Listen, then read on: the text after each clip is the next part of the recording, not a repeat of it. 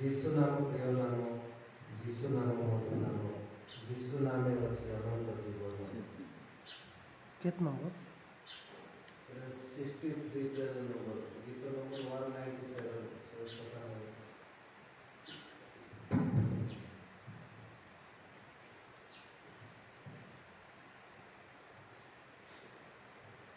যিশু নাম প্রিয় নাম, যিশু নাম মধু নাম, যিশু নাম প্রিয় নাম, যিশু নাম মধু নাম, যিশু নামে আছে অনন্ত জীবন, যিশু নামে আছে অনন্ত জীবন, যিশু নামে পরিত্রাণ, যিশু নাম প্রিয় নাম, যিশু নাম মধু নাম, যিশু নাম প্রিয় নাম, যিশু নাম মধু নাম,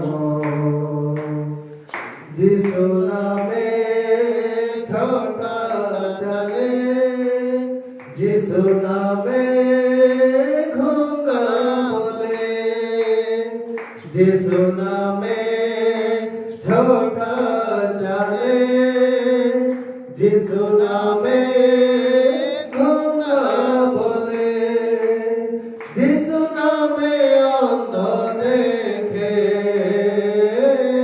যিশু নামে ভূত জাগে, হো যিশু নামে অন্ধ দেখে, যিশু নামে ভূত জাগে, যিশু নাম দিয়ে ত্রাণ কর তাঙ্গ জয় গান, যিশু নাম দিয়ে ত্রাণ কর তাঙ্গ জয় গান, যিশু নাম প্রিয় নাম, যিশু নাম মধু নাম, যিশু নাম প্রিয় নাম, যিশু নাম মধু নাম, সেই নামে আছে শান্তি, সেই নামে আছে মুক্তি, সেই নামে আছে শান্তি, সেই নামে আছে মুক্তি, তাক নামে আছে শক্তি, সম্ভ্রমরে কর ভক্তি, তাক নামে আছে শক্তি, সম্ভ্রমরে কর ভক্তি, হৃদয় নিয় যিশু নাম, সেই প্রিয় যিশু নাম, হৃদয় নিয় যিশু নাম, সেই প্রিয় যিশু নাম, যিশু নাম প্রিয় নাম, যিশু নাম মধু নাম, যিশু নাম প্রিয় নাম, যিশু নাম মধু নাম,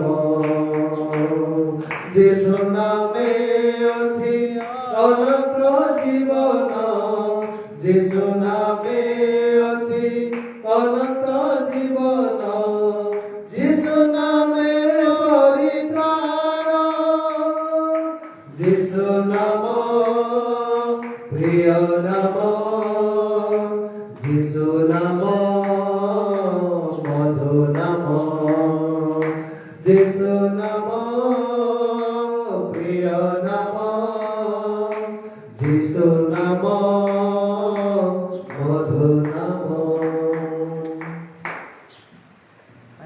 ଅଛି ପଚକା ନିଏ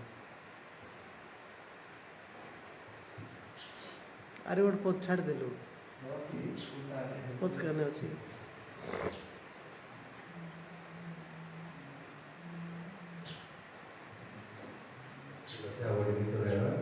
ମୋର ଆଜି ଶେଷ ସିଦ୍ଧାନ୍ତ ମୁଁ କରିଛି ମନୋନୀତ ଯୀଶୁଙ୍କୁ ମନ ପ୍ରାଣ ଆତ୍ମା ଦେଇ ବୁଝିବାକୁ ଜୀବନର ଶେଷ ଯାଏ ତାଙ୍କ ପଛେ ଚାଲିବାକୁ।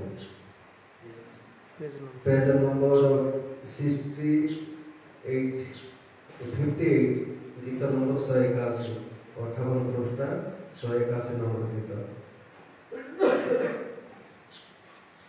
मोर আজি शेष सिद्धांत मो करिछि मनोनीत मोर আজি शेष सिद्धांत करिछि मनोनीत यीशुको मन प्राण आत्मा देई बुझिबाकु जीवनर शेष जाए ताक पछे चालिबाकु यीशुको मन प्राण आत्मा देई बुझिबाकु जीवनर शेष जाए ताक पछे चालिबाकु मोर আজি शेष सिद्धांत मो करिछि मनोनीत मोर আজি शेष सिद्धांत मो करिछि मनोनीत ताकरि स्वर मु शुणिबि ताकु मु निश्चय देखिबि विजय जीवन काटिबि जाग्रत होई मुरइबि ताकरि स्वर मु शुणिबि ताकु मु निश्चय देखिबि विजय जीवन काटिबि जाग्रत होई मुरइबि चाहे मु पादे पादे ताको इच्छा जानिबाकु जीवनर शेष जाए ताको पछे चालिबाकु चाहे मु जानिबाकु ताको इच्छा जानिबाकु जीवनर शेष जाए ताको पछे चालिबाकु मोर আজি शेष सिद्धांत मो करिछि मनोनीत मोर আজি शेष सिद्धांत मो करिछि मनोनीत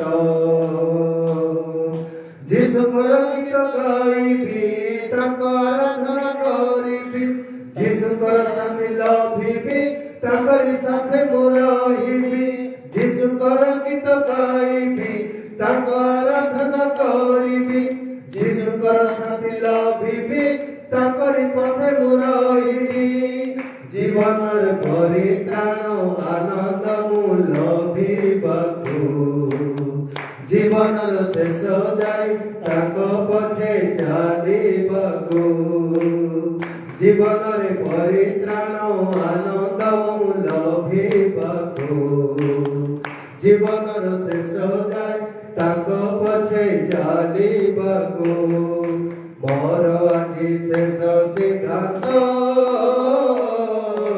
ମୁଁ କରିଛି मनोनीत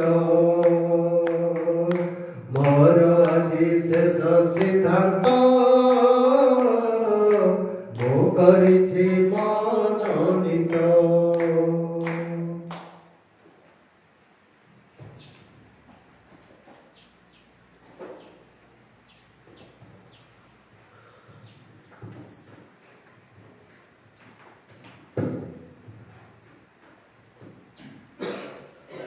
प्रभुଙ୍କର ପବିତ୍ର ଜୀବନ୍ତ ବାକ୍ୟରେ ଲେଖାଯାଏ ଦିଶାୟ ଭବିଷ୍ୟଦ୍ବକ୍ତାଙ୍କର ପୁସ୍ତକ 50 ପର୍ବ 5 ପଦ ମଧ୍ୟରେ ପ୍ରଭୁ ସଦାପ୍ରଭୁ ମଗର କର୍ଣ୍ଣ ଫିଟାଇ ଅଛନ୍ତି ପୁଣି ମୋ ବିରୁଦ୍ଧାଚାରୀ ହୋଇ ନାହିଁ କିଏ ବା ପଛକୁ ଫେରି ନାହିଁ।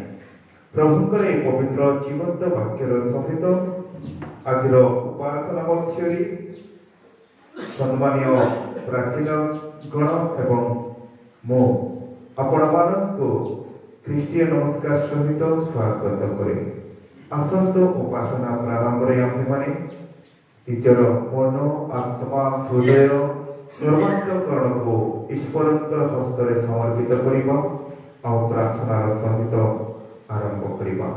ଆଉ ଈଶ୍ୱର ନିମନ୍ତ୍ରଣ କରି ଆମମାନଙ୍କର ବରିଷ୍ଠ ପ୍ରାର୍ଥନାଜ୍ଞ ଅଛନ୍ତି, ପ୍ରାରମ୍ଭିକ ପ୍ରାର୍ଥନା କରିବାରେ ସାହାଯ୍ୟ କରିବେ।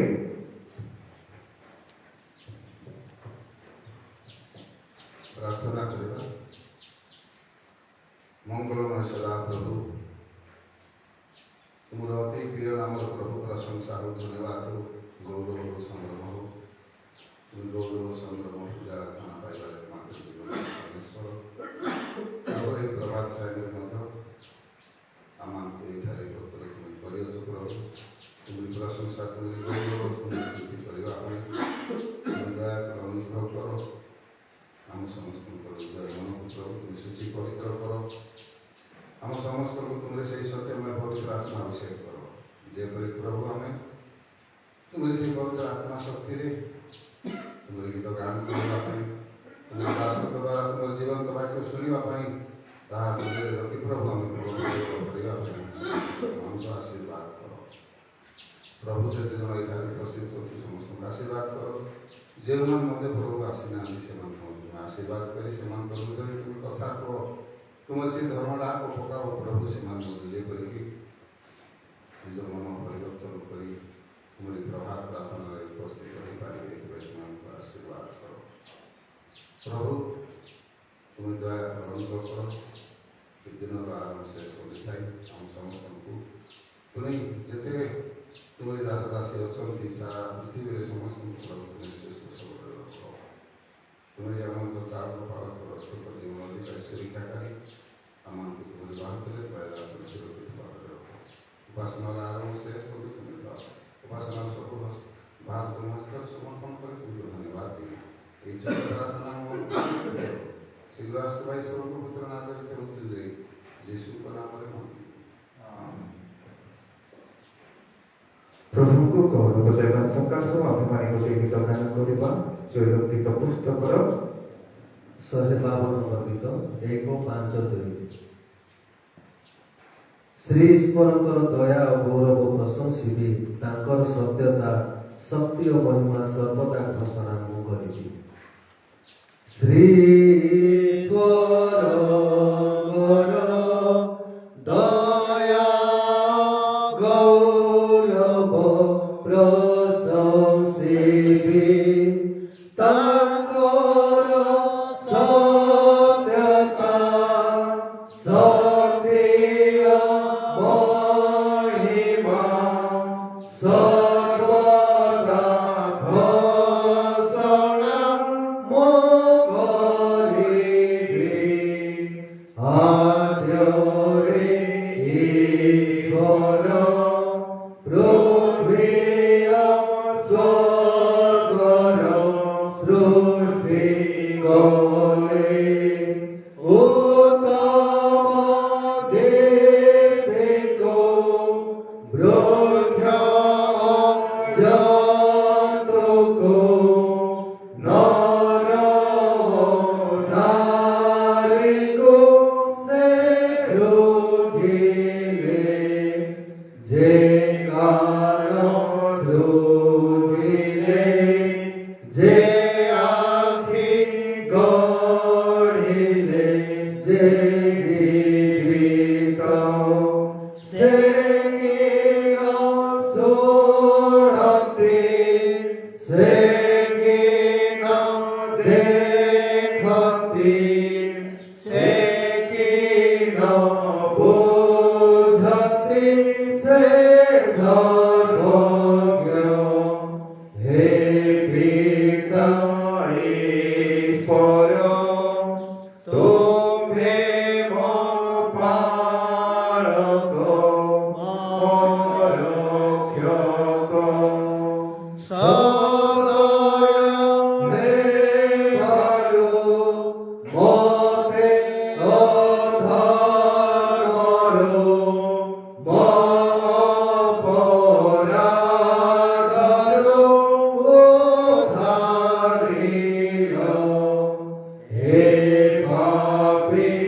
সকলে ফেরয়ে ক্ষণরে কুপথরু ঈশ্বর দয়ারে তুম্ভ ত্রাণ ধরে প্রেরণ করিলে শ্রী যিশুଙ୍କୁ। ଆସନ୍ତୁ ଆପଣମାନେ ସମସ୍ତେ ନିଜ ନିଜ ସ୍ଥାନମାତ୍ରରେ ଉଠାଇବା ଆମମାନଙ୍କର ପାପ ଦୋଷ ଈଶ୍ୱରଙ୍କର ହସ୍ତରେ ସମର୍ପିତ କରିବା ଆଉ କ୍ଷମା ମାନ କରିବା। ହେ ପ୍ରଭୁ ମୁଁ ପାପୀ ମୋତେ ଦୟା କରନ୍ତୁ। ଆମେନ୍। ଈଶ୍ୱର ଆମ୍ଭମାନଙ୍କୁ ଦୟା କରନ୍ତି। ପାପୀର ମରଣରେ ତାହାଙ୍କର କିଛି ସନ୍ତୋଷ ନାହିଁ। ମାତ୍ର ପାପୀ ଯେ ଆପଣଙ୍କ ପଥରେ ବଞ୍ଚିବ ଏଥିରେ ତାହାଙ୍କର ସନ୍ତୋଷ ଅଛି। ଆମେ ସମସ୍ତେ ନିଜ ନିଜ ଆସନ ଗ୍ରହଣ କରିବା। ଆଉ ଏହି ସମୟରେ ଈଶ୍ୱରଙ୍କର ପବିତ୍ର ଜୀବନ୍ତ ବାକ୍ୟ ଆମେମାନେ ଶ୍ରବଣ କରିବା। ଆମମାନଙ୍କର ଅଭିଷିକ୍ତ ପ୍ରାଚୀନ ଆଜ୍ଞାକୁ ଅନୁରୋଧ କରି ପ୍ରଭୁଙ୍କର ପବିତ୍ର ଜୀବନ୍ତ ବାକ୍ୟ ମାନଙ୍କ ଗ୍ରହଣରେ ଉପସ୍ଥାପନ କରିବା ହେବେ।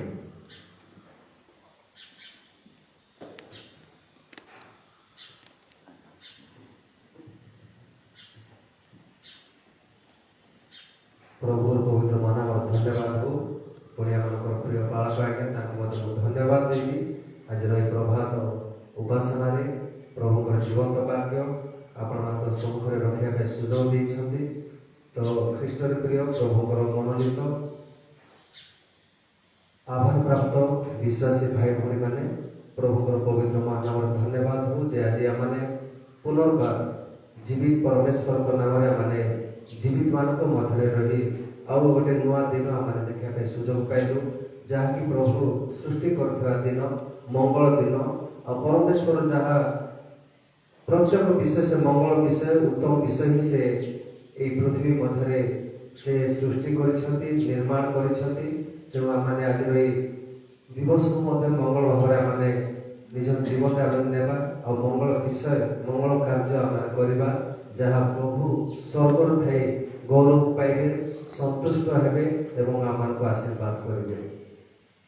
ପ୍ରିୟ ପ୍ରଭୁଙ୍କର ଲୋକମାନେ ଆମମାନେ ପ୍ରଭୁ ଆମମାନଙ୍କୁ ନିଜର ପ୍ରତିମୂର୍ତ୍ତିରେ ନିଜର ପରି ସେ ଆମମାନଙ୍କୁ ନିଜର ହାତରେ ସେ ଆମମାନଙ୍କୁ ନିର୍ମାଣ କରିଛନ୍ତି। ଆଉ ଆମମାନଙ୍କ ଶରୀର ମଧ୍ୟରେ ଯେତିକି ଅଙ୍ଗ ପ୍ରତ୍ୟଙ୍ଗ ଅଛି ପ୍ରତ୍ୟେକ ବିଷୟ ପରମେଶ୍ୱରଙ୍କର ଦାନ ଅଟେ। ଏଥିରେ ଆମେ ଆମମାନଙ୍କର ଆଖି ଅଛି, ଆମେ ଦେଖୁଛୁ, ଆମମାନଙ୍କର କାନ ଅଛି, ଆମେ ଶୁଣୁଛୁ। ତ ଆମେ ଉତ୍ତମ ବିଷୟ ଆମେ ଦେଖୁଛୁ, ତ ସବୁ ବିଷୟ ଦେଖୁଛୁ, କିନ୍ତୁ ଆମକୁ ସେଥିରୁ ଆମକୁ ବାଛିବା ପାଇଁ ପଡ଼ିବ ଯୋଉଟାକି ଭଲ ବିଷୟ ସେଇଟାକୁ ଦେଖିବି। ଅନେକ କଥା ଆମେ ତ ଶୁଣୁଛୁ, କିନ୍ତୁ ଆମକୁ ବାଛିବା ପାଇଁ ପଡ଼ିବ ବା ଚୁଜ୍ କରିବା ପାଇଁ ପଡ଼ିବ ଯେ ମୁଁ ଉତ୍ତମ ବିଷୟ ମୁଁ ଶୁଣିବି। ତ ଏହିପରି ଭାବରେ ଆମେ ଦେଖୁଛୁ ପ୍ରଭୁ ଯୀଶୁ ଖ୍ରୀଷ୍ଟଙ୍କର ଦାସ ବା ପ୍ରେରିତ ପାଉଲ, ଯିଏକି ଯେତିକି ଆଜିକାଲି ପୃଥିବୀରେ ସୁସମାଚାର ପ୍ରଭୁ ଯୀଶୁଙ୍କର ପ୍ରଚାର କରୁଛନ୍ତି, ସେମାନଙ୍କ ଠାରୁ ସର୍ବଶ୍ରେଷ୍ଠ ପ୍ରଚାରକ ହେଉଛନ୍ତି ପ୍ରେରିତ ପାଉଲ। ପ୍ରେରିତ ପାଉଲ ତାଙ୍କୁ କ'ଣ କରୁଛନ୍ତି, ଆମେ ଅଳ୍ପ ସମୟ ଆମେ ବାକ୍ୟ ଆମେ ଧ୍ୟାନ କରିବା, ଯାହା ଆମେ ଦେଖିବା ପ୍ରେରିତ ତାର 28 ପର୍ବ, ପ୍ରେରିତ 28 ପର୍ବ। ଆଉ ଶୀଘ୍ର ଏକ ପଦରୁ ଆମେ କିଛି ଅଂଶ ଆମେ ପାଠ କରିବା ଯେ ଏଠି କିପରି ଭାବରେ ଆଉ ପ୍ରେରିତ ପାଉଲଙ୍କ ଜୀବନରେ ଆଉ ଯେଉଁ ସମସ୍ୟା ଗୁଡ଼ାକ ଆସୁଛି ଆଉ ତାକୁ ପ୍ରେରିତ ପାଉଲ କେମିତି ମାନେ ନିଜେ ଧୈର୍ଯ୍ୟ ସହିତ ତାକୁ ମୁକାବିଲା କରୁଛନ୍ତି, ଆଉ ସେ ବିଷୟରେ ଆମେ ଟିକେ ଦେଖିବା। ଏଠି ପ୍ରେରିତ 28 ପର୍ବ ତାର ଏକ ପଦରୁ ଆମେ କିଛି ଅଂଶ ପାଠ କରିବା। ଆଉ ମୁଁ ଏଇ ବାକ୍ୟକୁ ପାଠ କରୁଛି। ଆମ୍ଭେମାନେ ରକ୍ଷା ପାଇଲା ପରେ ସେହି ଦୀପ ମେଲିତି ବୋଲି ଜାଣିଲୁ, ଆଉ ବର୍ବର ମାନେ ଆମ୍ଭମାନଙ୍କ ପ୍ରତି ଅସାଧାରଣ ଦୟା ଦେଖାଇଲେ, କାରଣ ବୃଷ୍ଟି ଓ ଶୀତ ହେଉଥିବାରୁ ସେମାନେ ଅଗ୍ନି ଜାଳି ଆମ୍ଭ ସମସ୍ତଙ୍କୁ ଅଭ୍ୟର୍ଥନା କଲେ। କିନ୍ତୁ ପାଉଲ ବିଡ଼ାଏ କାଠ ଗୋଟାଇ ନିଆଁ ଉପରେ ପକାନ୍ତେ ତାତି ହେତୁ ଗୋଟାଏ କାଳ ସାପ ବାହାରି ତାଙ୍କ ହାତରେ କାମୁଡ଼ି ଲାଗି ରହିଲା। ବର୍ତ୍ତମାନ ମାନେ ତାଙ୍କ ହାତରେ ସେଇ ଜନ୍ତୁଟା ଝୁଲୁଥିବାର ଦେଖି ପରସ୍ପର କହିବାକୁ ଲାଗିଲେ, ଏ ଲୋକଟା ନିଶ୍ଚୟ ଖୁଣି, ସମୁଦ୍ରରୁ ରକ୍ଷା ପାଇଲେ ସୁଦ୍ଧା ଧର୍ମ ଏହାକୁ ବଞ୍ଚିବାକୁ ଦେଲେ ନାହିଁ। କିନ୍ତୁ ସେ ଜନ୍ତୁଟାକୁ ଛାଡ଼ି ନିଆଁରେ ପକାଇଦେଲେ, ଆଉ ତାଙ୍କର କିଛି କ୍ଷତି ହେଲା ନାହିଁ। ସେ ଯେ ଭୁଲିଯିବେ କିମ୍ବା ହଠାତ୍ ମରି ପଡ଼ିଯିବେ ଏହା ସେମାନେ ଅପେକ୍ଷା କରୁଥିଲେ। ମାତ୍ର ଅନେକ ବେଳ ପର୍ଯ୍ୟନ୍ତ ଅପେକ୍ଷାରେ ରହିଲା ପରେ ତାଙ୍କ ପ୍ରତି କୌଣସି ଅନିଷ୍ଟ ନ ଘଟିବାର ଦେଖି ସେମାନେ ଆପଣା ଆପଣା ମନ ବଦଳାଇ କହିଲେ, ଏ ଜଣେ ଦେବତା।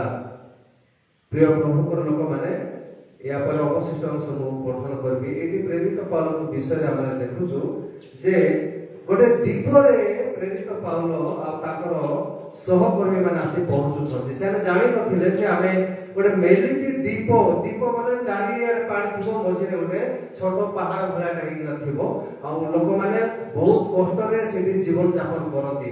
ଏମାନେ କଣ ହେଇଛି, ଏହା ପୂର୍ବରୁ ପ୍ରେରିତ ପାଉଲ କଣ କହୁଛନ୍ତି ନା ସେମାନେ ରୋମ ବୋଲି ଗୋଟେ ଦେଶ ଅଛି, ଆଉ ସେ ଦେଶକୁ ସେମାନେ ଯାତ୍ରା କରୁଛନ୍ତି। କୋଉଠି?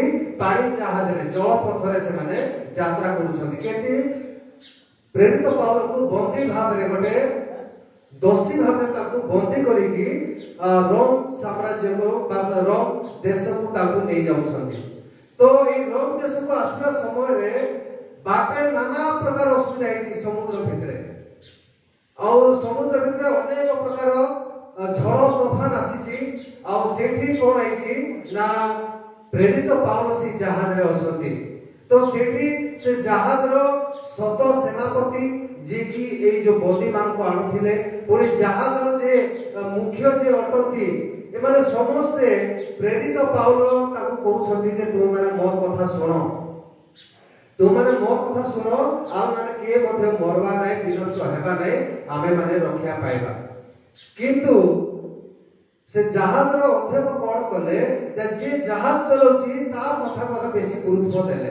ସ୍ୱାଭାବିକ କଥା, ଆମେ ଯଦି ବସରେ ଗୋଟେ ଯାଉଛୁ, ବସ୍ ଯଦି କୁଆଡେ କିଛି ଦୁର୍ଘଟଣା ହେବାର ଆଶଙ୍କା ଅଛି, ଆମେ ଯଦି ବସିଥିବା, ଯଦି ଗୋଟେ ପାସେଞ୍ଜର ବସିଥିବା, ଆମେ ମାନେ ଯଦି କହିବା ଯେ ସେ ବସର କଣ୍ଡକ୍ଟରକୁ ଯେ ବସକୁ ଏମିତି କଲେ ବସ୍ କିଛି ଅସୁବିଧା ହବ ନାହିଁ ବୋଲି କହିଲେ ସେ ମାନବ ନାହିଁ। କାହିଁକିନା ଆମେ ସମସ୍ତେ ଡ୍ରାଇଭର ଉପରେ ଆମେ ଡିପେଣ୍ଡ କରିବା, ଡ୍ରାଇଭର ଉପରେ ଆମେ ସମସ୍ତେ ଭରସା କରିବା। ଡ୍ରାଇଭର ଯେମିତି କରି ଗାଡି ଭଲ ଚଲେଇ କରି ନେଲେ ସେ ଆମେ ଜାଣିଛୁ ବୋଲି ଆମେ ଡ୍ରାଇଭର ଉପରେ ଆମେ ଭରସା କରିବା।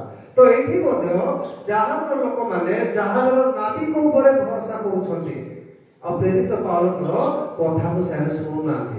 କିନ୍ତୁ ପ୍ରେରିତ ପାଉଲ କହୁଛନ୍ତି 27 ପର୍ବରେ ଯେ ମୁଁ ସେଇ ଜୀବନ୍ତ ପରମେଶ୍ୱରଙ୍କର ସେବକ, ମୋର କଥା ତୁମେ ଶୁଣ, ଆମର କାହାର ମଧ୍ୟ କିଛି କ୍ଷତି ହେବ ନାହିଁ, ଆମର ମାନେ ମୁଣ୍ଡର କେଶ ମଧ୍ୟ ଗୋଟେ କ୍ଷତି ହେବ ନାହିଁ। ଏମିତି ସବୁ ଅସୁବିଧା ଚାଲିଲା।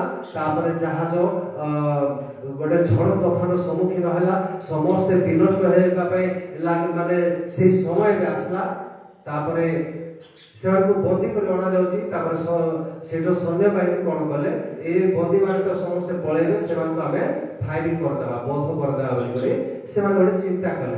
କିନ୍ତୁ ସେଇ ସୈନ୍ୟମାନଙ୍କର ଶତ ସେନାପତି ସେ ଇଚ୍ଛା କରୁଥିଲେ ପାଉଲ ପ୍ରେରିତଙ୍କୁ ବଞ୍ଚାଇବା ପାଇଁ, ପାଉଲ ପ୍ରେରିତଙ୍କୁ ବଞ୍ଚାଇବା ପାଇଁ ସେ ଇଚ୍ଛା କରୁଥିଲେ। ତେଣୁ ସେ ଗୋଟେ ଆଦେଶ ଦେଲେ ଯେ ଲୋକମାନଙ୍କୁ ବଧ ନ କରି, ବନ୍ଦୀମାନଙ୍କୁ ବଧ ନ କରି ସେମାନଙ୍କୁ ଆମେ ଛାଡ଼ିଦେବା, ସମୁଦ୍ରକୁ ସେମାନେ ଡେଇଁ ଦିଅନ୍ତୁ। ତାପରେ ଯେଉଁମାନେ ପହଁରି ପହଁରି ସ୍ଥଳ ଭାଗକୁ ଆସିବେ, ଶୁଖିଲା ଭୂମିକୁ ଆସିବେ, ସେମାନେ ନିଜର ଜୀବନ ସେମାନେ ବଞ୍ଚାଇବେ। ଏଇପରି ଭାବରେ ସେ ଜାହାଜ ଭାଙ୍ଗିଗଲା, ଗୋଟେ ମାନେ କୂଳରେ ତାର ଲାଗିଗଲା, ମାନେ ଗୋଟେ ଗାତରେ ପଡିଗଲା, ଜାହାଜ ଭାଙ୍ଗିଗଲା, ଜାହାଜର ତାର ଯେତିକି ଅଂଶ ଖଣ୍ଡ ବିଖଣ୍ଡ ହେଇଗଲା। ତ ଲୋକମାନେ କଣ କଲେ, କିଏ କାଠ ପଟାକୁ ଧରିକରି କେମିତି ନିଜର ଚେଷ୍ଟାରେ ସେମାନେ ପହଁରି ପହଁରି କୂଳକୁ ଆସିଲେ। ଏଇପରି ଭାବରେ ଏବେ ପ୍ରେରିତ ପାଉଲ ଏଠି ଆସୁଛନ୍ତି, ଆଉ ସେ କହୁଛନ୍ତି 28 ପର୍ବରେ ଆମେ ମାନେ ରକ୍ଷା ପାଇଲା ପରେ, ଏଇ ଜାହାଜରୁ ସେମାନେ ଯାତ୍ରା କରୁଛନ୍ତି। ଏଇପରି ଭାବରେ ସେମାନେ ରକ୍ଷା ପାଇଲା ପରେ ସେମାନେ କଣ କରୁଛନ୍ତି ନା ଗୋଟେ ଦ୍ୱୀପରେ ପହଞ୍ଚିଗଲେ। जुआड़े चारियाड पानी थिबो मझिरे से द्वीपटा थिबो समुद्र मझिरे थिबो आ से द्वीपर ना होची मेलिथि ए माने पहुंचला पर जानो छथि जे ई गां ना बा ई द्वीपर ना बा ई एरिया रो ना मेलिथि बोली से जानिया को पाइले बा प्रेरित पाउलो ताकर साथी माने जाने पे पाइले आ बर्बर माने आमार प्रति असाधारण दया देखाइले बर्बर माने जो माने कि निष्ठुर जो माने कि माने अन्य मान प्रति दया देखाती ने से माने कोन करछथि प्रेरित पाउलो मान को ऊपर पुणे असाधारण दया से माने देखाइले साधारण दया नै खाली आसे आसलो कि बस टिके बोलाडा नै समस्त प्रकार असाधारण दया बर्बर माने प्रेरित पाउलो मान को ऊपर देखाइले कारण वृष्टि और शीत होतिबारु से माने अग्नि जाली थिले काइना सेते बेल पुणे वृष्टि होतिला आकाश रो एमती झिपि झिपि बोले वर्षा होथिबो आ शीत होथिला सेते से लोक मान कोन करछथि से बर्बर माने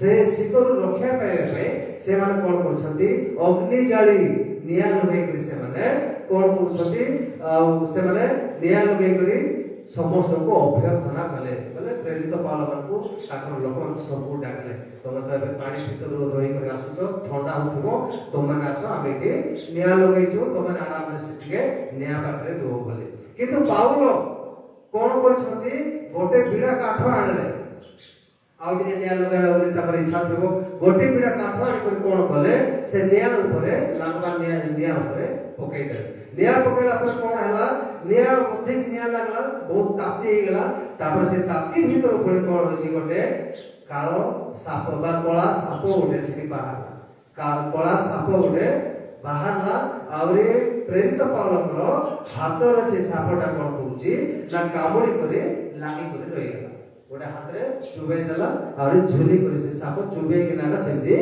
रहि जाईछि बर्बर माने ताको हाथ रे सेही जंतुटी झुलुथुवा देखि परस्पर कहया लागिले ए लोकटा निश्चय खोडी समुद्र रक्षा पाइले सुधा धर्म या बचिया को देले नाही तापर से लोक माने देखुछथि प्रेरित पाउलो को हाथ रे गोटे साप चुबे किना झुली करी अछि गोटे जंतु झुली करी अछि एटा से लोक माने देखले आबे से कोन पूछथि ना ए लोक गोटे निश्चय गोटे खूनी लोक से भावछथि ए लोक गोटे खराब लोक ए लोक कोन समुद्र रो सिना झड़ तफान जेति सेति ए लोक रक्षा पाई करी बंची करी पळाय आला किंतु कोन एथु रक्षा पाइला नै किंतु समुद्र रो रक्षा पाइले सुधा धर्म याकू बचिबा को देले नाही धर्म बोला गोटे जिनिस अछि आ से धर्म एई लोक को बचिया पाए देला नै जेतु तार हाथ रे गोटे कला साप गोटे चुबई देछि समुद्र तो जेति सेति से पौर पाए जानि थला कि कोन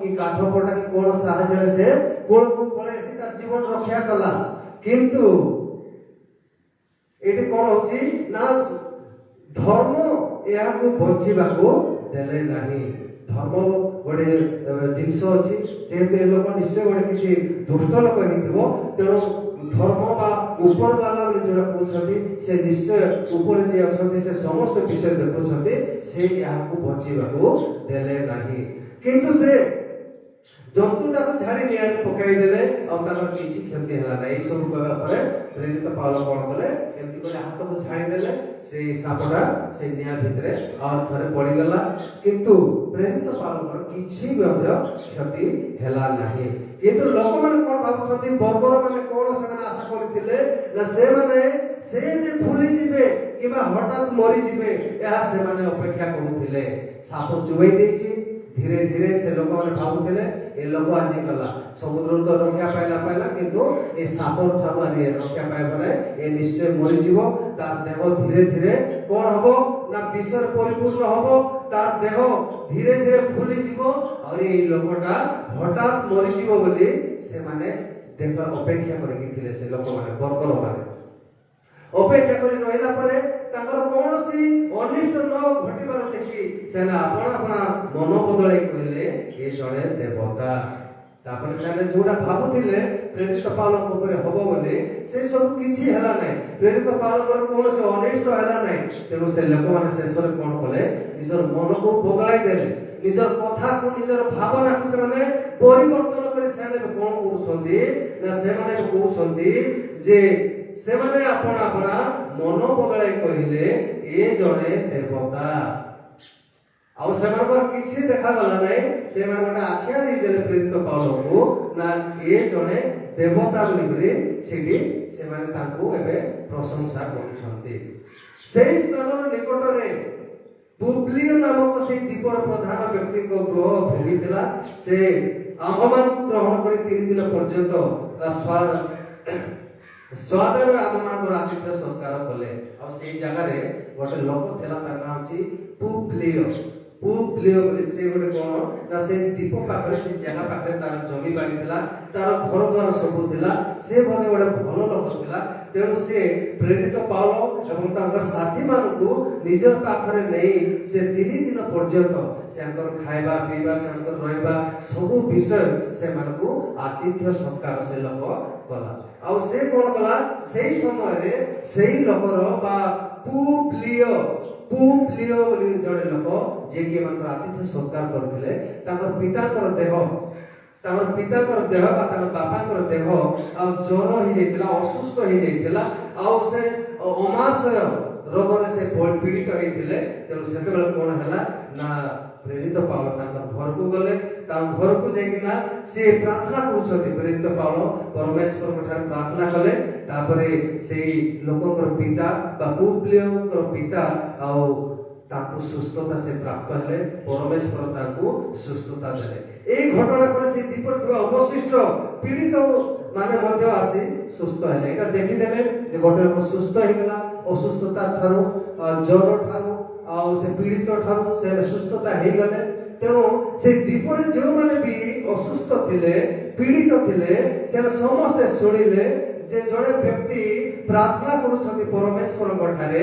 ଆହୁରି ଅସୁସ୍ଥ ଥିବା ଲୋକମାନେ ବା ପୁବ୍ଲିୟଙ୍କ ପିତା ଯାହାକୁ ଆମେ ନିଜେ ଜାଣିଛୁ ଯେ ସେ ଗଲା କେତେ ଦିନ ହେଲା ଅସୁସ୍ଥ ଅଛି, କେତେ ମାସ ହେଲା ଅସୁସ୍ଥ ଅଛି, ସେ ତାଙ୍କର ପ୍ରାର୍ଥନାରେ ସୁସ୍ଥତା ହେଇଗଲେ। ସେ ଲୋକମାନେ ବି ଯେଉଁମାନେ ଅସୁସ୍ଥ ଥିଲେ ସେମାନେ ମଧ୍ୟ ବହୁ ସଂଖ୍ୟାରେ ସେମାନେ ଆସିଲେ, ଆହୁରି ପ୍ରେରିତ ପାଉଲଙ୍କ ଠାରେ ଆସିଲେ ଏବଂ ସେମାନେ ସୁସ୍ଥତା ସେମାନେ ପାଇଲେ। ସେମାନେ ମଧ୍ୟ ଆମମାନଙ୍କୁ ବହୁତ ସମ୍ମାନ ଦ୍ୱାରା ସମାଧାନ କଲେ। ପୁଣି ଆମମାନଙ୍କର ପ୍ରସ୍ଥାନ କରିବା ସମୟରେ ଆମମାନଙ୍କ ପ୍ରয়োଜନୀୟ ପଦାର୍ଥ ସବୁ ଯୋଗାଇ ଦେଲେ। ସେମାନଙ୍କୁ ପ୍ରେରିତ ପାଉଲଙ୍କୁ ଯାହା ଯାହା ଜିନିଷ ପତ୍ର ଦରକାର ସବୁ ଜିନିଷ ସେମାନେ ପ୍ରେରିତ ପାଉଲଙ୍କୁ ପ୍ରଦାନ କଲେ। ଯେହେତୁ ଲୋକମାନେ ସୁସ୍ଥତା ପାଇଛନ୍ତି, ଲୋକମାନେ ଗୋଟେ ସତ୍ୟ ବିଷୟକୁ ସେମାନେ ଜାଣିଛନ୍ତି, ତେଣୁ ସେମାନେ ପ୍ରେରିତ ପାଉଲଙ୍କୁ ତାଙ୍କର ସାଥୀମାନଙ୍କୁ ସମସ୍ତ ପ୍ରକାର ପଦାର୍ଥ ପ୍ରୟୋଜନୀୟ ବିଷୟ ସେମାନେ ଯୋଗାଇ ଦେଲେ। ତାପରେ ଆମେ ଦେଖୁଛୁ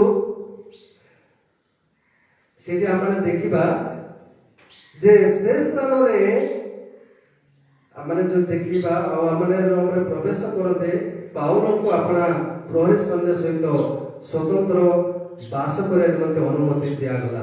3 ଦିନ ପରେ ସେ ଯୁବତୀମାନଙ୍କ ପ୍ରଧାନ ବ୍ୟକ୍ତିଙ୍କୁ ଡାକି ଏକତ୍ର କଲେ। ଏଇଠି ଏବେ କଣ ହେଇଛି ନା ପ୍ରେରିତ ପାଉଲଙ୍କର ବିଚାର କରିବା ପାଇଁ ଜିହୁଦା ଦେଶରୁ ରୋମକୁ ଅଣାଯାଉଛି। ତାପରେ ଏଇଠି କଣ ହଉଛି ନା ପ୍ରେରିତ ପାଉଲ କହୁଛନ୍ତି ଯେ 3 ଦିନ ପରେ ସେ ଜିହୁଦୀ ମାନଙ୍କର ପ୍ରଧାନ ବ୍ୟକ୍ତିଙ୍କୁ ଡାକି ଏକତ୍ର କଲେ।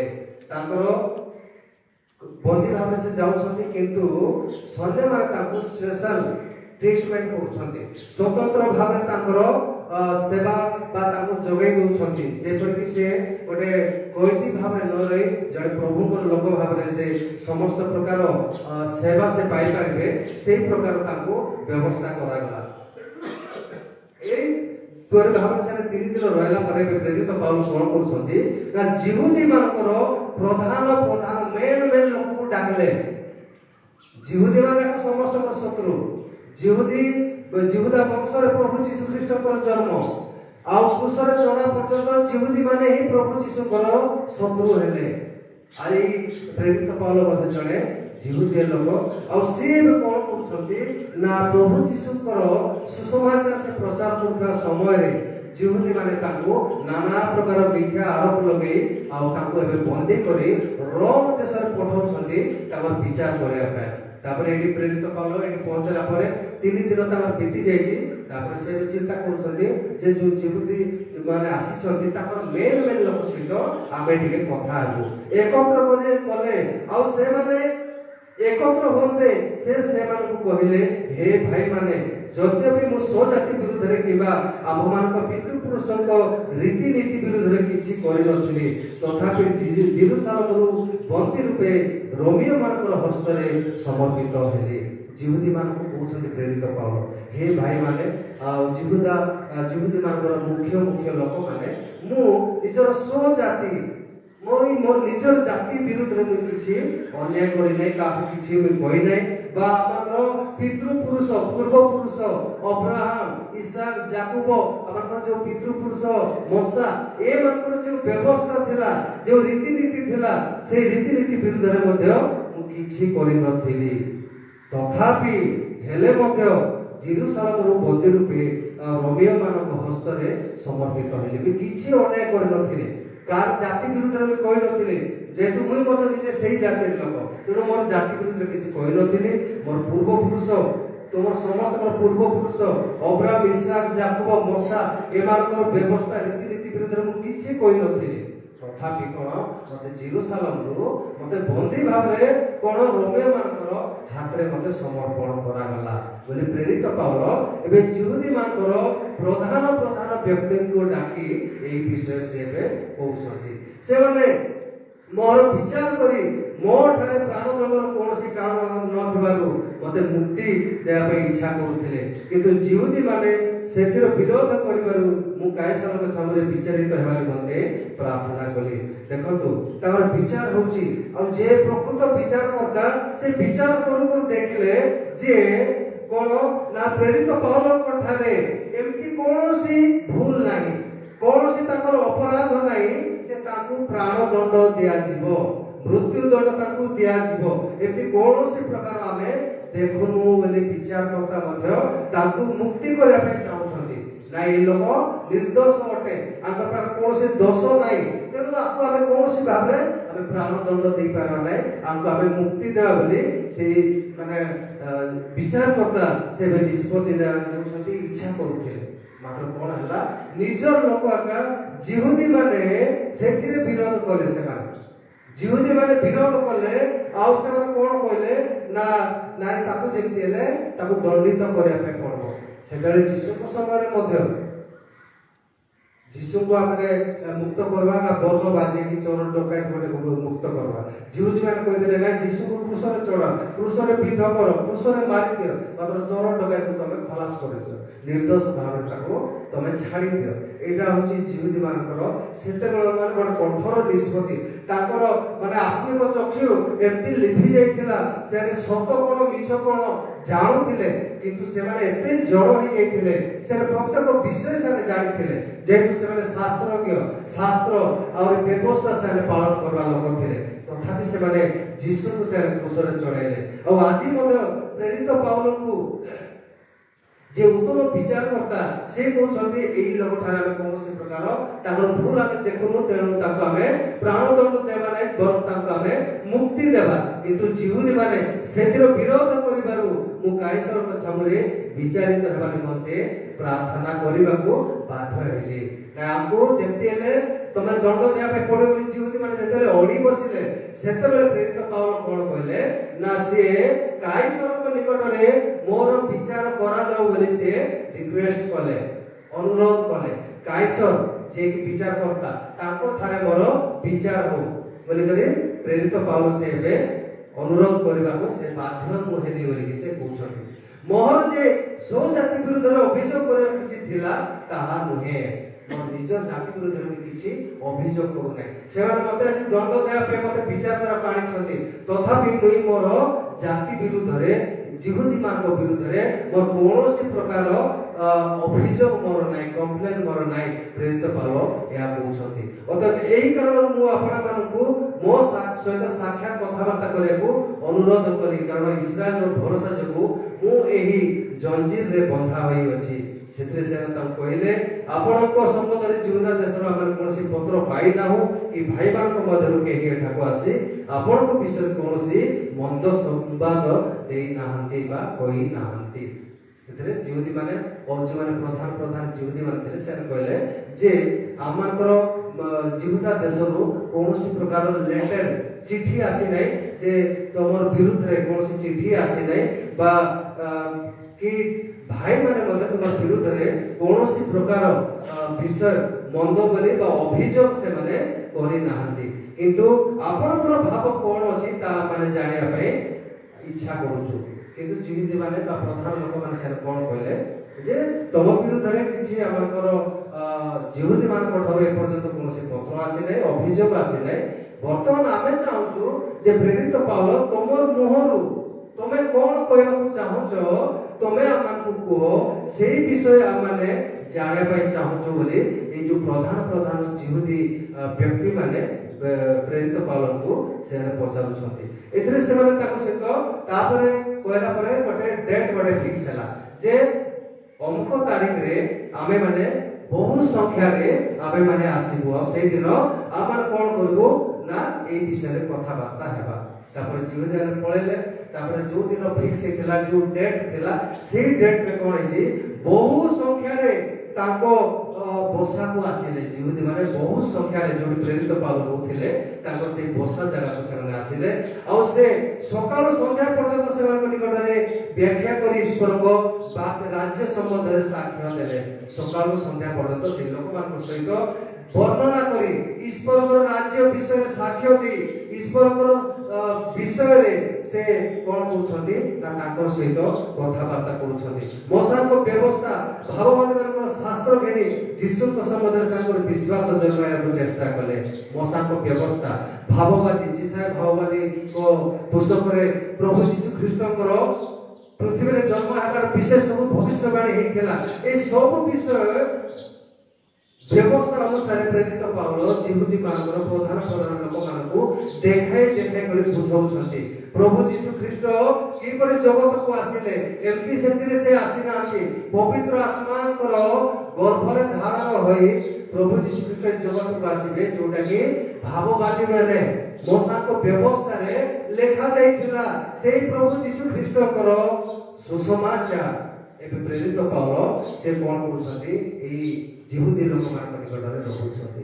ଯେହେତୁ ପ୍ରେରିତ ପାଉଲ ଜଣେ ପ୍ରଭୁ ଯୀଶୁ ଖ୍ରୀଷ୍ଟଙ୍କର ଗୋଟେ ଖାସ ପ୍ରେରିତ ଥିଲେ, ଗୋଟେ ସବୁଠାରୁ ମାନେ ପ୍ରିୟ ପ୍ରଚାରକ ସେ ଥିଲେ। ତେଣୁ ପ୍ରେରିତ ପାଉଲ ଯୋଉଠି ସୁବିଧା ପାଉଥିଲେ ପ୍ରଭୁ ଯୀଶୁଙ୍କର ବିଷୟରେ, ପ୍ରଭୁ ଯୀଶୁଙ୍କ ନାମରେ ସେ ସମସ୍ତ ପ୍ରକାର କାର୍ଯ୍ୟ କରୁଥିଲେ, ଆଉ ପ୍ରଭୁ ଯୀଶୁଙ୍କର ସୁସମାଚାର ସେ ପ୍ରଚାର କରୁଥିଲେ। ସାକ୍ଷ୍ୟ ସେମାନଙ୍କୁ ବିଶ୍ୱାସ ଜନ୍ମାଇବାକୁ ଚେଷ୍ଟା କଲେ। ଶାସ୍ତ୍ର ସବୁ ଦେଖାଇଲେ, ମୋଶାଙ୍କ ବ୍ୟବସ୍ଥା ଦେଖାଇଲେ, ଭାବବାଦୀ ମାନେ ଯୋଉଟା କହିଛନ୍ତି ଲେଖିଛନ୍ତି ସେଇଟା ମଧ୍ୟ ପ୍ରେରିତ ପାଉଲ ସେମାନଙ୍କୁ ଦେଖାଇ କରି ବିଶ୍ୱାସରେ କରନ୍ତୁ, ଏଇଟା ହେଲେ ଦେଖିକିନା ବୋଲି ସେ ଏବେ ଚେଷ୍ଟା କରୁଛନ୍ତି। ସେଥିରେ କେହି କଥିତ ବିଷୟରେ ବିଶ୍ୱାସ କଲେ, କିନ୍ତୁ କେହି ଅବିଶ୍ୱାସ କଲେ। ପ୍ରେରିତ ପାଉଲ ଯେତିକି କଥା କହିଲେ, କେହି ତ ଆମେ ଯେତିକି ଜଣ ବି ଆସୁଛୁ ଆପଣମାନଙ୍କୁ ପ୍ରଚାର ପ୍ରଭୁଙ୍କର ଦାସ ମାନେ ଅନେକ ବାଇବଲର ଶିକ୍ଷା ଦଉଛନ୍ତି। ଆମେ ଅନେକ ଲୋକ, କିଛି ତ ଲୋକ ବାକ୍ୟ ପାଳନ କରୁଛୁ, କିଛି ଲୋକ ଆମେ ବାକ୍ୟକୁ ପାଳନ କରୁନୁ। ତେଣୁ ସକାଳ ସନ୍ଧ୍ୟା ଯାଇ ପ୍ରେରିତ ପାଉଲ ମଧ୍ୟ ସେମାନଙ୍କୁ ଶାସ୍ତ୍ର ବ୍ୟବସ୍ଥା ଭାବବାଦୀ ମାନଙ୍କର ସମସ୍ତ ପ୍ରକାର ଶାସ୍ତ୍ର ଘେନି ଯୀଶୁଙ୍କର ବିଷୟରେ କହିଲା ପରେ ମଧ୍ୟ କଣ ହେଲା ନା କେହି ପ୍ରେରିତ ପାଉଲ ଯୋଉ ବିଷୟ କହିଛନ୍ତି ସେଇ ବିଷୟକୁ ବିଶ୍ୱାସ କଲେ, ଆଉ କଣ କେହି ସେଇ ଭିତରୁ ବିଶ୍ୱାସ କଲେ ନାହିଁ, ବରଂ ଅବିଶ୍ୱାସ କଲେ। ପୁଣି ସେମାନେ ଆପଣ ମଧ୍ୟରେ ଏକମତ ନ ହେବାରୁ ବିଦାୟ ନେଲେ।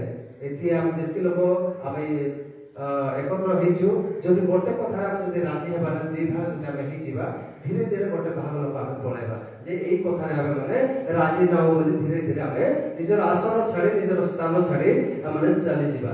এটি মানে সেটি হচ্ছে 25 পদরে লেখা যে পুଣି ସେମାନେ ଆପଣ ମଧ୍ୟରେ ଏକମତ ନ ହେବାରୁ ବିଦାୟ ନେଲେ। ସେମାନଙ୍କ ଯିବା ପୂର୍ବେ ପାଉଲ ଏଇ ଗୋଟିଏ କଥା କହିଲେ। ତାପରେ ଯିବା ଗଲେ, କିନ୍ତୁ ଏଠି ପ୍ରେରିତ ପାଉଲ ଏବେ ଶେଷରେ ଗୋଟେ କଥା କହୁଛନ୍ତି, ହେ ଭାଇ ମାନେ ତମେ ତ ଯାହା ମୁଁ ତୁମକୁ ପ୍ରୁଫ ଦେଖାଇବା କଥା ଦେଖେଇଲି, ତମେ ବ୍ୟବସ୍ଥାକୁ ମାନୁଛ, ବ୍ୟବସ୍ଥା ମୁଁ ତୁମମାନଙ୍କୁ ଦେଖେଇଲି। ତାପରେ ତମେ ଯଦି କଣ ଭାବବାଦୀ ମାନଙ୍କୁ ମାନୁଛ, ଭାବବାଦୀ ମାନଙ୍କର ଶାସ୍ତ୍ର ମୁଁ ତୁମମାନଙ୍କୁ ଦେଖେଇଲି, ପ୍ରଭୁ ଯୀଶୁଙ୍କ ବିଷୟରେ କଣ ଲେଖା ହେଇଛି। ତେଣୁ ତମେ ଯଦି ଏଥିରେ ମଧ୍ୟ ତମେ ଯଦି ବିଶ୍ୱାସ କରିବ ନାହିଁ, ତମେ ଯାଉଛ ଯାଅ, କିନ୍ତୁ ଯିବା ବେଳକୁ ଗୋଟେ କଥା ତମେ ଶୁଣିକରି ଯାଅ। ପ୍ରେରିତ ପାଉଲ ଶେଷରେ ସେମାନଙ୍କୁ ଗୋଟେ କଥା ଶୁଣିବା ପାଇଁ କହୁଛନ୍ତି, କଣ ନା ଆପଣ ମାନଙ୍କ ପିତୃପୁରୁଷଙ୍କୁ ଭାବବାଦୀ ଯିଶାୟଙ୍କ ଦ୍ୱାରା ପବିତ୍ର ଆତ୍ମା ଯଥାର୍ଥ ରୂପେ କହିଥିଲେ। ତମେ ଯାଉଛ ତ ଯାଅ, କିନ୍ତୁ କଣ ହଉଛି ନା ଆମମାନଙ୍କ ପିତୃପୁରୁଷଙ୍କୁ, ଆମମାନଙ୍କର ଆଗରେ ଯେଉଁ ଆମଙ୍କର ପିତୃପୁରୁଷ ଥିଲେ ସେମାନଙ୍କୁ କଣ ଭାବବାଦୀ ଯିଶାୟ ଗୋଟେ କଥା କହିଥିଲେ। ଭାବବାଦୀ ଯିଶାୟ ଗୋଟେ କଥା କହିଥିଲେ। ଆଉ ଭାବବାଦୀ ଯିଶାୟ ତାଙ୍କର ମନରୁ ସେ କହିନଥିଲେ। ଭାବବାଦୀ ଯିଶାୟ ପବିତ୍ର ଆତ୍ମାଙ୍କର ସାମର୍ଥ୍ୟରେ ଭରପୁର ହେଇ, ପବିତ୍ର ଆତ୍ମାଙ୍କର ଜ୍ଞାନରେ ଭରପୁର ହେଇ ସେ ଗୋଟେ ଯଥାର୍ଥ ରୂପେ ଗୋଟେ କଥା କହିଥିଲେ ଯିଶାୟ ଭାବବାଦୀ। ସେ କଥା କଣ? ଆଉ ସେଇ କଥା ମୁଁ ତୁମମାନଙ୍କୁ କହିବି, ସେଇ କଥା ତମେ ଶୁଣିକି ଯାଅ ବୋଲି ପ୍ରେରିତ ପାଉଲ କହୁଛନ୍ତି। ଯିଶାୟ ଭାବବାଦୀ ପବିତ୍ର ଆତ୍ମାଙ୍କ ଦ୍ୱାରା ପରିଚାଳିତ ହୋଇ ସେ କଣ କହିଛନ୍ତି ବା ତାଙ୍କ ଶାସ୍ତ୍ରରେ ଲେଖିଛନ୍ତି। ତାର 26 ପଦରେ ଆମେ ଦେଖିବା, ଏହି ଲୋକମାନଙ୍କ ନିକଟକୁ ଯାଇ କୁହ, ଏହି ଲୋକମାନଙ୍କ ନିକଟକୁ ଯାଇ କୁହ। କୋଉ ଲୋକମାନଙ୍କ ନିକଟକୁ? ଯେଉଁମାନେ ପ୍ରଭୁଙ୍କର ବାକ୍ୟ ଶୁଣିବେ, ସବୁ ପ୍ରକାର ପ୍ରୁଫ ପାଇବେ, ସୁସ୍ଥତା ପାଇବେ, ପ୍ରଭୁଙ୍କ ଠାରୁ ଆହାର ପାଇବେ, ପ୍ରয়োଜନୀୟ ବିଷୟ ପାଇବେ, କିନ୍ତୁ ସେମାନେ ସେଇ କଥାକୁ ଗ୍ରହଣ করবে না, তাকে বিশ্বাস করবে না, যে সব যোগাইছেন তাকে বিশ্বাস করবে না। সেমতি লোকମାନଙ୍କ নিকটକୁ যাই କୁହ, ତୁମେ ମାନେ ଶୁଣୁ ଶୁଣୁ ଶୁଣିବ, କିନ୍ତୁ କୌଣସି ପ୍ରକାରେ ବୁଝିବ ନାହିଁ। ପୁଣି ଦେଖୁ ଦେଖୁ ଦେଖିବ, କିନ୍ତୁ କୌଣସି ପ୍ରକାରେ ଜ୍ଞାତ ହେବ ନାହିଁ। এই ଗୋଟେ କଥା ତୁମେ ଶୁଣିକି ଯାଅ। ପ୍ରେରିତ ପାଉଲ ଆଉ ସେଇ ଯିହୁଦୀ ମାନଙ୍କୁ ସେ କହୁଛନ୍ତି ଯେ ତୁମେ ତ ଶୁଣୁ ଶୁଣୁ ଶୁଣିବ, ବସିଛୁ ବୋଲେ ଆମର କାନ ଅଛି ବୋଲେ ଆମେ ଶୁଣିବା ଶୁଣିବୁ ଆକା। ଏବେ ମୁଁ ଏବେ ପ୍ରଭୁଙ୍କର ବାକ୍ୟ କହୁଛି, ଆମେ ସମସ୍ତେ ଯେ ଠିକରେ ଆମେ ଶୁଣୁଛୁ ତାର କିଛି ଆମେ କହିପାରିବା ନାହିଁ। ସେ ଅନ୍ତର୍ଯାମୀ ପରମେଶ୍ୱର ହିଁ କହିପାରିବେ। କାନ ଅଛି, ଆମେ ରଖିଛୁ ଗୋଟେ ସାଇଡରେ, ଆମେ ଗୋଟେ ଅନ୍ୟ ମନସ୍କରେ ଶୁଣୁଛୁ। ତେଣୁ ଏଠି ମଧ୍ୟ ପ୍ରେରିତ ପାଉଲ ସକାଳରୁ ସନ୍ଧ୍ୟା ଯାଏ ତାଙ୍କ ସହିତ ଏ ବିଷୟରେ ଡିସ୍କସନ କରୁଛନ୍ତି। ସେଇ ଭିତରୁ ତମେ ତ ଶୁଣିବା ଲୋକ ଶୁଣୁଛ, କାନ ଯେତେବେଳେ ଅଛି ତମେ ଶୁଣୁଛ, ଆହୁରି କିନ୍ତୁ କୌଣସି ପ୍ରକାରେ ଅନ୍ୟ ମନସ୍କ ହେଇ ଶୁଣିଲେ ଆମେ କୌଣସି କଥାକୁ ଆମେ ବୁଝିପାରିବା ନାହିଁ। ଶୁଣିବାଟା ଶୁଣୁଛ, କିନ୍ତୁ ତମେ ବୁଝିବ ନାହିଁ। ପୁଣି ଆଖି ଅଛି ବୋଲି ତମେ ଦେଖୁ ଦେଖୁ ଦେଖିବ। ଆମେ ଗୋଟେ ପ୍ରଭୁଙ୍କର ମହିମାକୁ ଆମେ ଦେଖୁଛୁ ଗୋଟେ ଅନ୍ୟ ମନସ୍କରେ, କିନ୍ତୁ ଆମେ ସେ ମହିମାକୁ ଆମେ ଜ୍ଞାତ ହେଇପାରିବା ନାହିଁ, ଆମେ ଜାଣିପାରିବା ନାହିଁ। ପ୍ରଭୁଙ୍କର ମହିମା, ପ୍ରଭୁଙ୍କର ଗୌରବକୁ ଆମେ ଜାଣିପାରିବା ନାହିଁ। ତେଣୁ ଆମେ ଖାଲି ନାକୁ ଆମର ଆଖି ଅଛି ବୋଲି ଆମେ ଦେଖି ଦଉଛୁ, ଆମଙ୍କର କାନ ଗୋଟେ ପରମେଶ୍ୱର ଦେଇଛନ୍ତି, ଅନ୍ୟ ମନସ୍କ ହେଇକରି ଆମେ ଶୁଣି ଦଉଛୁ। ତେଣୁ ଏଠି ଯିଶାୟ ଭାବବାଦୀ ପବିତ୍ର ଆତ୍ମାଙ୍କ ଦ୍ୱାରା ପରିଚାଳିତ କହୁଛନ୍ତି, ଏଇ ଲୋକମାନଙ୍କ ଯାଇ କୁହ, ତୁମେ ଶୁଣୁ ଶୁଣୁ ଶୁଣିବ, କିନ୍ତୁ କୌଣସି ପ୍ରକାରେ ବୁଝିବ ନାହିଁ। ପୁଣି ଦେଖୁ ଦେଖୁ ଦେଖିବ, କିନ୍ତୁ କୌଣସି ପ୍ରକାରେ ଜ୍ଞାତ ହବ ନାହିଁ। କାରଣ ଏହି ଲୋକଙ୍କର ହୃଦୟ ଜଡ଼ ହେଲା, ସେମାନେ କାନରେ କଷ୍ଟରେ ଶୁଣିଲେ ଓ ଆପଣା ଆପଣା ଆଖି ବୁଝିଲେ। କାହିଁକି? ଏ ଲୋକମାନେ କଣ ହେଲେ? ଜଡ଼ ହେଇଗଲେ, ମାନେ କଠିନ ତାଙ୍କର ହୃଦୟ ହେଇଗଲା, ତାଙ୍କର ମନ ଆତ୍ମା ଜଡ଼ ହେଇଗଲା, ବରଫ ଭଳିଆ କଠିନ ହେଇଗଲା। ତେଣୁ ସେ ପ୍ରେରିତ ପାଉଲ ବା ଯିଶାୟ ଭାବବାଦୀ କହୁଛନ୍ତି ଯେ ସେମାନେ କଷ୍ଟରେ ପୁଣି ସେମାନେ କାନରେ ଶୁଣିଲେ, କଷ୍ଟରେ ମାନେ ବାଧ୍ୟ ହେଇକରି ସେମାନେ ଶୁଣୁଛନ୍ତି। ଆଉ କେତେ ସମୟ ସକାଳରୁ ସନ୍ଧ୍ୟା ଯାଏ ରହିବେ? କେତେବେଳେ ପ୍ରଭୁଙ୍କର ବକ୍ତା ବା ପ୍ରଭୁଙ୍କର ଦାସ ମେସେଜ ଶୁଣାଇବେ, ସେ ବାଧ୍ୟ ହେଇ ଉଠି ପାରୁନାହାନ୍ତି। ତେଣୁ ସେ ବାଧ୍ୟ ହେଇ ବସିଛନ୍ତି, ଯୋଉଟା ତାଙ୍କୁ ଶୁଣିବା ପାଇଁ ତାଙ୍କ କାନକୁ କଷ୍ଟ ଲାଗୁଛି। ଆପଣ ଆପଣ ଆଖି ବୁଝିଲେ, ସେମାନେ କଣ ଦେଖୁ ଦେଖୁ ଦେଖୁଛୁ ବୋଲି ସେମାନେ ଭାବୁଛନ୍ତି, ଦେଖୁ ଦେଖୁ ଦେଖୁଛୁ ବୋଲି ସେ ଭାବୁଛନ୍ତି, କିନ୍ତୁ ସେମାନେ କଣ? ସେମାନେ ଆଖିରେ ଦେଖିବେ ନାହିଁ।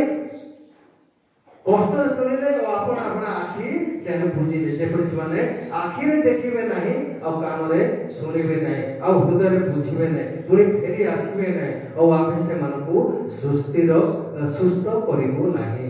ଏଠି ପ୍ରଭୁଙ୍କର ବ୍ୟବସ୍ଥାରେ ଏଠି ଲେଖାଯାଇଛି। ସେମାନେ ଦେଖୁ ଦେଖୁ କଷ୍ଟରେ ଦେଖିବେ, କଷ୍ଟରେ ଶୁଣିବେ, କୌଣସି କଥାକୁ ସେମାନେ ବୁଝିବେ ନାହିଁ, ସେମାନେ ଆମ୍ଭ ନିକଟକୁ ଫେରି ଆସିବେ ନାହିଁ। ଯଦି ଫେରି ଆସିବ ନାହିଁ, ଏଠି ପ୍ରଭୁଙ୍କର ବାକ୍ୟ କହେ, ଯଦି ଯେଉଁମାନେ ଫେରି ଆସିବ ନାହିଁ, ଯେଉଁମାନେ ଶୁଣିବ ନାହିଁ, ଯେଉଁମାନେ ଦେଖିବ ନାହିଁ, ସେମାନଙ୍କୁ ଆମେ ସୁସ୍ଥ କରିବୁ ନାହିଁ। ଶେଷରେ ପରମେଶ୍ୱରଙ୍କର ବ୍ୟବସ୍ଥା କହୁଛି, ଭାବବାଦୀ ଯିଶାୟ କହୁଛନ୍ତି ଯେ ପ୍ରଭୁଙ୍କର ବ୍ୟବସ୍ଥାରେ ଏହିପରି ଭାବବାଦୀ କୁହାହେଇଥିଲା, ଆଉ ଆମେ ସେମାନଙ୍କୁ ସୁସ୍ଥ କରିବୁ ନାହିଁ। ଅତଏବ ଈଶ୍ୱରଙ୍କ ଏହି ପରିତ୍ରାଣ ବିଜାତି ମାନଙ୍କ ନିକଟକୁ ଯେ ପ୍ରେରିତ ହୋଇଅଛି, ଆପଣମାନେ ଏହା জ্ঞାତ ହୁଅନ୍ତୁ, ସେମାନେ ମଧ୍ୟ ଶ୍ରବଣ କରିବେ। ଏଇଟା ଆମର ବିଜାତି ମାନଙ୍କ ନିକଟରେ ଯଦି କହିଥିଲେ ଭଲ ହେଇଥାନ୍ତା, କାରଣ କେତେବେଳେ ସେମାନେ ନିଜର ମନ ପରିବର୍ତ୍ତନ କରି ସେମାନେ କଣ କରିଥାନ୍ତେ ନା ଆପଣ ମାନେ ପରମେଶ୍ୱରଙ୍କ ବିଷୟରେ ସେମାନେ ଜାଣିଥାନ୍ତେ, ଆହୁରି ସେଇ ବ୍ୟବସ୍ଥାକୁ ବା ସେ ବାକ୍ୟକୁ ମଧ୍ୟ ସେମାନେ ଶ୍ରବଣ କରିବେ ବୋଲି ପବିତ୍ର ଶାସ୍ତ୍ରରେ ଲେଖାଯାଇଛି। ଆଉ ସେ ଏଇସବୁ କଥା କହନ୍ତି, ଯେମିତି ମାନେ ଆପଣ ମଧ୍ୟରେ ବାଦାନୁବାଦ କରୁ ପ୍ରସ୍ଥାନ କଲେ, ସେ ସମ୍ପୂର୍ଣ୍ଣ 2 ବର୍ଷ ପର୍ଯ୍ୟନ୍ତ ଆପଣ ଭଡ଼ା ଘରେ ରହିଲେ, ପୁଣି ଯେତେ ଲୋକ ତାଙ୍କ ନିକଟକୁ ଆସୁଥିଲେ ସମସ୍ତଙ୍କୁ ସେ ଗ୍ରହଣ କରି ପୂର୍ଣ୍ଣ ସାହସରେ ଆଉ ନିର୍ବିଘ୍ନରେ ଈଶ୍ୱରଙ୍କ ରାଜ୍ୟର କଥା ପ୍ରଚାର କରୁଥିଲେ ଓ ପ୍ରଭୁ ଯୀଶୁଙ୍କ ଖ୍ରୀଷ୍ଟଙ୍କ ସମ୍ବନ୍ଧୀୟ ବିଷୟ ସବୁ ଶିକ୍ଷା ଦେଉଥିଲେ।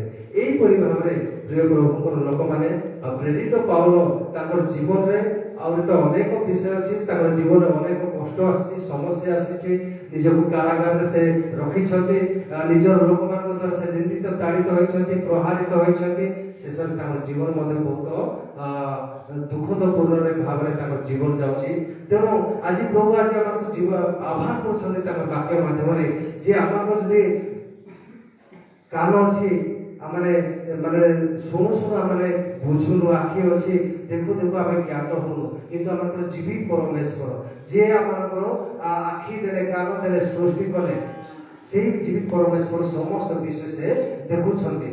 ସେ କିନ ଦେଖନ୍ତି, ସେ କିନ ବୁଝନ୍ତି, ସେ ସର୍ବଜ୍ଞ। ଆମକୁ ପରମେଶ୍ୱର ସର୍ବଜ୍ଞ ପରମେଶ୍ୱର, ସର୍ବଅନ୍ତର୍ଯାମୀ ପରମେଶ୍ୱର, ସେ ସବୁ ବିଷୟ ଆମର କୋଉଟା ଶୁଣୁଛୁ କୋଉଟା ଦେଖୁଛୁ ଉତ୍ତମ ବିଷୟ ସେ ସର୍ବଜ୍ଞ ଦେଖୁଛନ୍ତି, ଆମର ମନର କଥା ସେ ବୁଝୁଛନ୍ତି। ତେଣୁ ଆମେ ଆଜି ଆମର ଆତ୍ମିକ ଚକ୍ଷୁକୁ, ଆମର ଆତ୍ମିକ କର୍ଣ୍ଣକୁ ଆମେ ଆଜି ଖୋଲା କରିବା। ଆମେ ଅବହେଳା ଭାବରେ, ଅବିଶ୍ୱାସ ଭାବରେ, ସନ୍ଦେହ ଭାବରେ ଆମେ ପ୍ରଭୁଙ୍କର ବାକ୍ୟକୁ ଆମେ ଶ୍ରବଣ କରିବା ନାହିଁ, ବା ମନ୍ଦ ବିଷୟ ଆମେ ନ ଦେଖି ପବିତ୍ର ପ୍ରଭୁଙ୍କର ମହିମା ଆମର ଆତ୍ମିକ ଚକ୍ଷୁରେ ଆମେ ଦେଖିବା।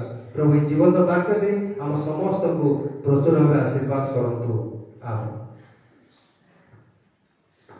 ବହୁତ ବହୁତ ଧନ୍ୟବାଦ ଆଜ୍ଞା। ବହୁତ ସୁନ୍ଦର ଜୀବନ୍ତ ବାକ୍ୟ ଆମମାନଙ୍କର ହୃଦୟ, ଆମମାନଙ୍କର କର୍ମ, ମନ ସର୍ବାନ୍ତଃକରଣ ଯେପରି ଖୋଲି ଦେଇ ଈଶ୍ୱରଙ୍କୁ ଦେଖିବୁ, ସେହି ଅଳ୍ପ ଶିକ୍ଷା ଆମମାନଙ୍କର ଦୈନନ୍ଦିନ ଜୀବନରେ ବ୍ୟବହାର କରିବୁ। ସେଥିପାଇଁ ପ୍ରଭୁ ଆମ ସମସ୍ତଙ୍କୁ, ବିଶେଷ କରି ଆପଣଙ୍କୁ ମଧ୍ୟ ବାହୁଲ୍ୟ ରୂପେ ଆଶୀର୍ବାଦ ପ୍ରଦାନ କରନ୍ତୁ। ଆମେ ଆସନ୍ତୁ ଆମେମାନେ ପ୍ରଭୁଙ୍କର ଗୌରବରେ ଗୋଟିଏ ଗୀତ ଗାନ କରିବା।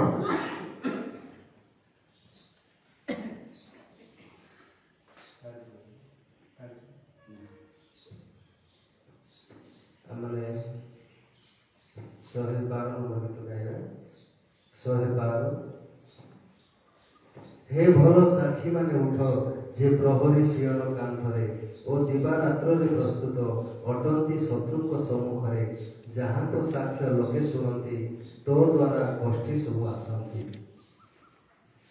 ହେ ଭଲ ସାକ୍ଷୀ ମାନେ ଉଠ, ଯେ ପ୍ରହରୀ ସିଂହର କାନ୍ଥରେ ଓ ଦିବାରାତ୍ରରେ ପ୍ରସ୍ତୁତ ଅଟନ୍ତି ଶତ୍ରୁଙ୍କ ସମ୍ମୁଖରେ, ଯାହାଙ୍କ ସାକ୍ଷ୍ୟ ଲୋକେ ଶୁଣନ୍ତି, ତୋ ଦ୍ୱାରା ଗୋଷ୍ଠୀ ସବୁ ଆସନ୍ତି। ଆଜଳୁ ଶୀଘ୍ର ଧର୍ମନିଆ ପ୍ରତି ହୃଦୟ ଜଳାଉ, ଶ୍ରୀ ଶସ୍ୟ କଥାକୁ ଜଣାଉ, ଯେ ତାଙ୍କ ଶସ୍ୟ ଛେଦିତ ହେଉ, ଶସ୍ୟ ବହୁତ ପ୍ରଭୁ ଦେଖନ୍ତୁ, ବେଶୀ ମୂଲ୍ୟକୁ ପଠାଉନ୍ତୁ। ତୁମଙ୍କ ପୁତ୍ର ଏ ବିନତି ଆମକୁ ଆପେ ତ ଶିଖା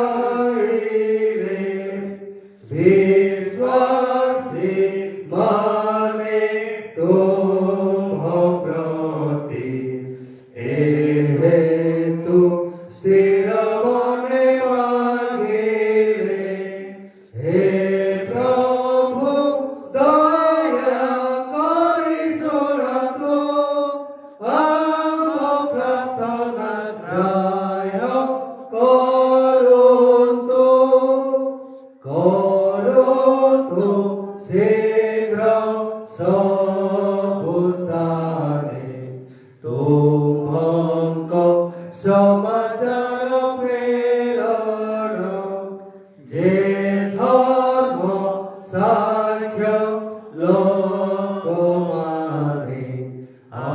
আনন্দে করন্তি গ্রহণ স্বর্গ রাজ্য বড়ে বড়িব পাপাত্মা যে সে নষ্ট হইব হে প্রভু তোম উপকার নিতান্ত লড়াই বেঁধে উন্তু ভারতীয় বারম্বার তুমর মঙ্গল দেখাউন্তু হাজগর ସବୁ ଲୋକଙ୍କୁ ଟାଣନ୍ତୁ ତୁମର ଶ୍ରୀ ପାଖକୁ ତୁମର କାର୍ଯ୍ୟ ସିଦ୍ଧ ହେବ ଏହା ବିଶ୍ୱାସେ ମୁଇଁ ଜାଣଇ ଅଧର୍ମ ସବୁ ଦୂର ହେବ ବିଶ୍ୱାସୀ ଲୋକ ଏକ ହୋଇ ଏ ହେତୁ ସର୍ବଦା ମୁଁ ମାଗିବି ଯେ ମତ ତୁମ୍ଭ ଦୟା ଦେଖିବି। ଆସନ୍ତୁ ଆମମାନେ ସମସ୍ତେ ଉଭାଇ ଯିବା ଯେଉଁମାନଙ୍କର ପ୍ରାର୍ଥନାର ନିବେଦନ ଥାଏ ତାହେଲେ ଜଣାଇ ପାରିବେ।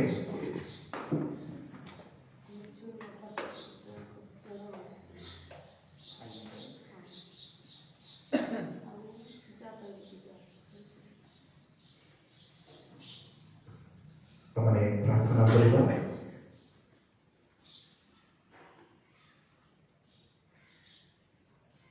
हे ଆମମାନଙ୍କର ଆରୋଗ୍ୟଦାତା ପ୍ରିୟ ପ୍ରଭୁ, ତୁମରି ମହାନ ନାମକୁ ଧନ୍ୟବାଦ ଗୌରବ ପ୍ରଶଂସା ଦେଉଛୁ ପିତା।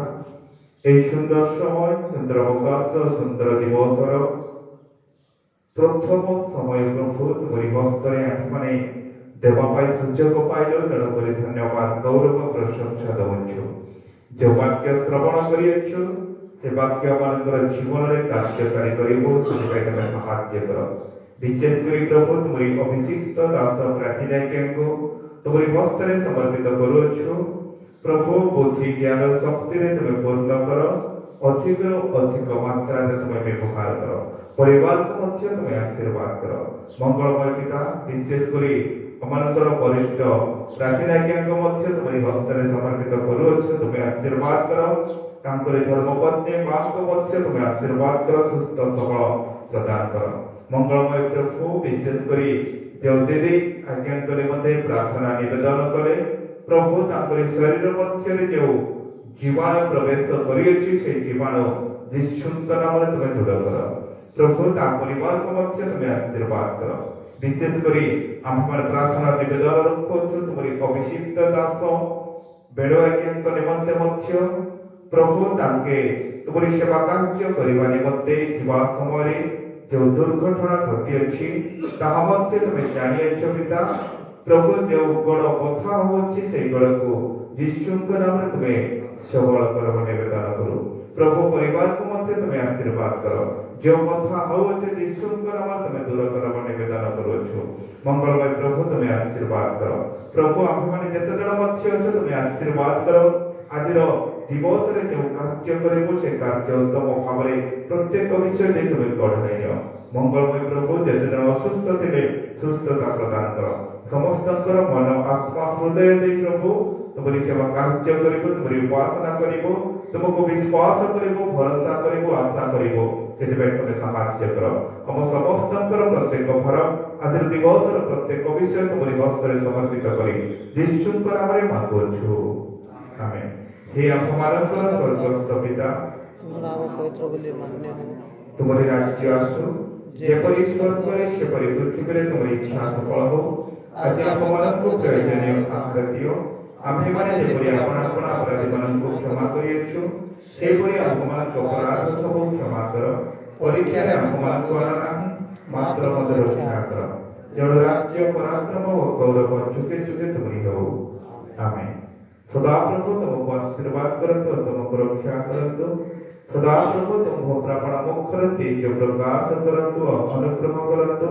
ସଦାପ୍ରଭୁ ତୁମ ପ୍ରାପଣ ମୁଖ ଉଠାନ୍ତୁ ଓ ତୁମକୁ ଶାନ୍ତି ଦିଅନ୍ତୁ। ଆମେନ୍। ସମସ୍ତଙ୍କୁ ଦିଶା